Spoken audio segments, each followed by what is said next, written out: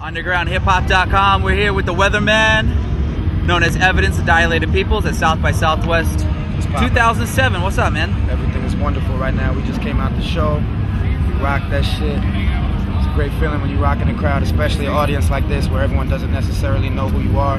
By the end of the show, everyone's feeling that shit. You're catching a lot of love. That's why I'm here at South by Southwest to create awareness right now. Nice. So why don't you tell us a little bit about the new album, which is will probably be dropped by the time this video goes up, called The Weatherman? It's The Weatherman LP.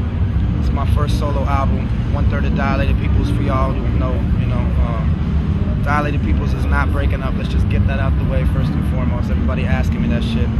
It's always been our intention to do solo records. We always knew we were going to do this. When we signed up with Capitol in 2000, we basically got caught up in some red tape that didn't allow us to put out our solo records. If we wanted to put them out, we'd have had to sign them for another 5 albums as individual solo artists on top of our 5-album deal with them.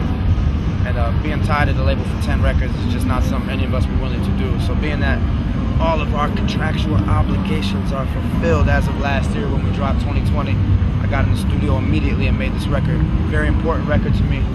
A lot of people love Dilated, but I would say if there's one thing that gets sacrificed in a group, it's identity. And I really want people to know who I am as an individual, not just that's to do with the afro, that's the one who jumps in the crowd, and that's the DJ. You know what I mean? It's important for me to let y'all know who I am as EV. So I'm really touching on some personal shit on my album, taking a step outside of myself. It's an introspective look at who I am, speaking on a lot of topics that are very important to me right now, a lot of personal issues, and just letting my guard down, so to speak, being a little more vulnerable as an artist. And I think people are appreciating that from the feedback I'm getting right now. So how was recording a solo album versus, normally you would rock and Babu? It was different. Who'd you work with on this album? The majority of the album is done by the Alchemist. He's the co-executive producer of my album. He really oversaw the whole project. And I gotta give that dude a lot of props, man, because he's a very egoless person, man. He made some incredible music on my album, but when it was time to pick the singles and everything, he was like, look, man, I'm gonna step back.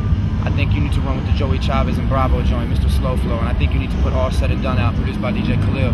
Those are the records that I see you repping with. It's like I did the meat and potatoes of the album. Everyone knows who I am. Everyone loves the ALC Evidence Connection, but these are the records I want you to rep with. And as an executive producer, I really got to respect him for giving me that vision. A lot of people would have the ego. I'm the Alchemist. I'm one of the best that ever did it. So run with my single. He didn't look at it like that. He really was on some, this is the way I think you should do it. And being that I respect his opinion, I ran with his ideas. I'm sorry, go ahead. No, it's all love. I mean, just doing this record was really dope because in a group with me, Rock and Babu, like, we're 3 dudes, different sides of town, different upbringings, different ages, everything. So for us to come on a common topic sometimes, it feels, it's like not like a judge and jury, but it's like we got to put the idea up. All of us have to agree that's something we can mutually feel and write about. With this record, it was like anytime I had an idea, I could just zone out and go into it immediately.